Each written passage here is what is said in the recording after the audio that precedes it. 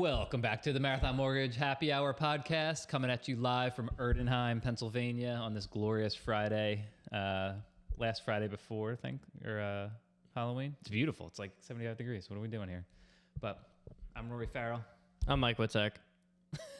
Mikey's tired. Mikey's tired. It's going to be the Friday after Halloween. Friday after Halloween? Yes. Oh, yeah, which is why we are doing Nightmare on Elm Street, Yes. Pumpkin Ale.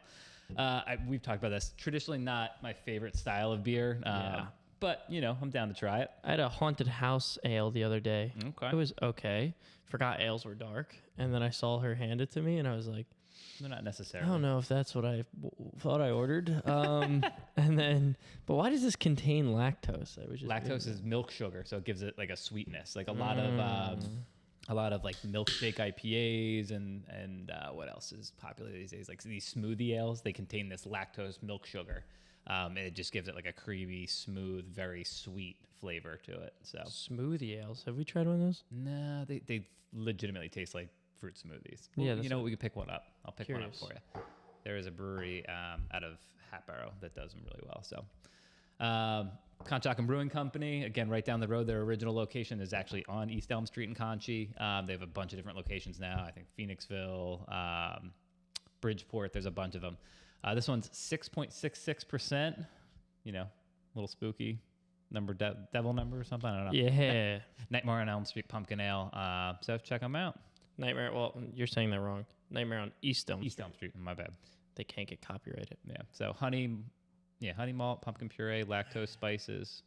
There you go. Well, we'll see how it goes. Cheers. Cheers. I already took a sip. My bad. It's kind of what I expected it to be. Yeah. Not a big pumpkin guy. Yeah, I mean, it's a well-made beer.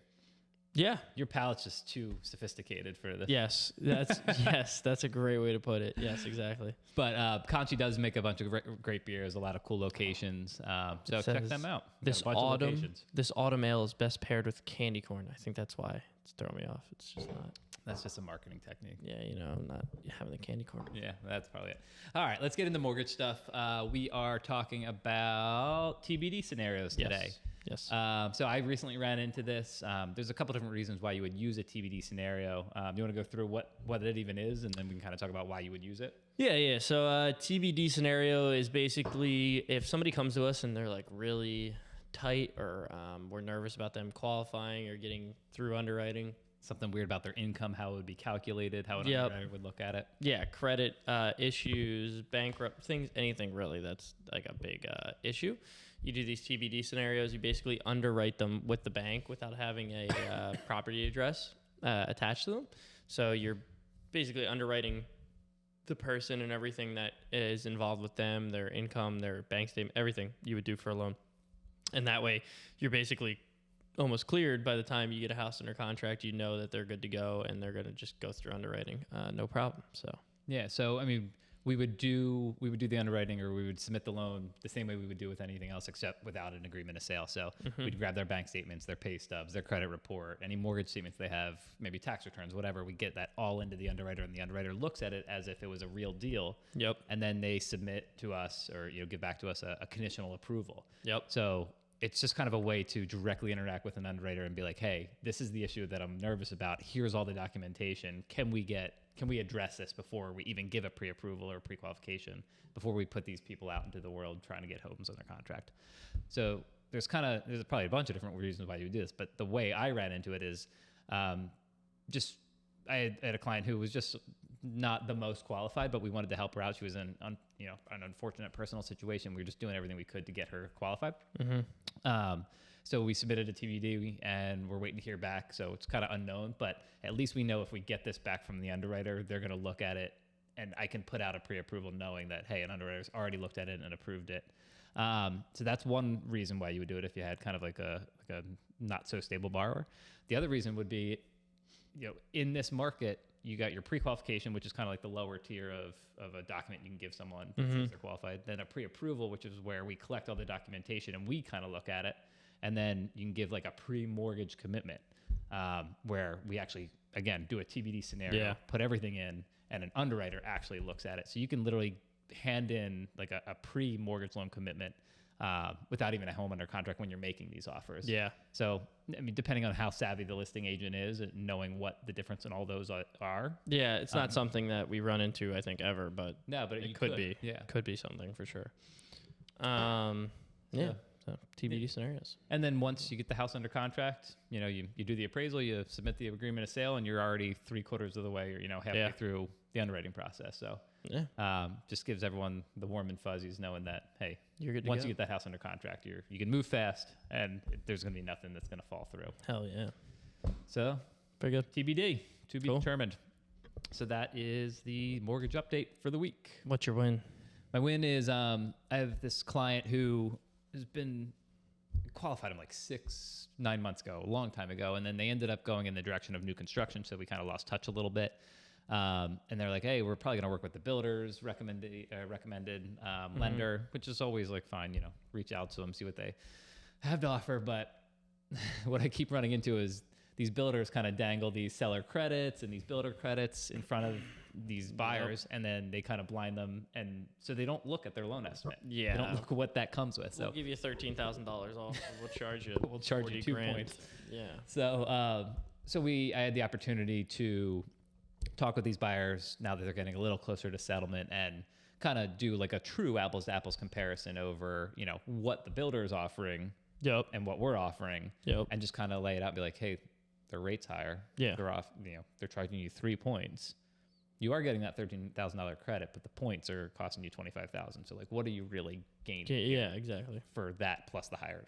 Whole lot of nothing. So it was just nice to have them come back to me, consult with me, and then ultimately I gave them like 4 or 5 different options that were all better than the builders, and they're like, oh, okay, let's talk about this a little bit more. So it went from something where like maybe a no deal at all to something where, hey, I might get this $1 million property. Now it doesn't settle till next quarter, but We'll take it. we'll take it. So, and then it just builds your relationship with that client down the line. Because if you're locking a loan now, rates are already high. If you're locking it for 6 months, rate's going to be even higher. Yeah. They're going to be the prime person to be that refinance client a year from now, or a year and a half, or 2 years, whatever that the rates start dropping. So, building that client now is huge. Yeah, So- for sure.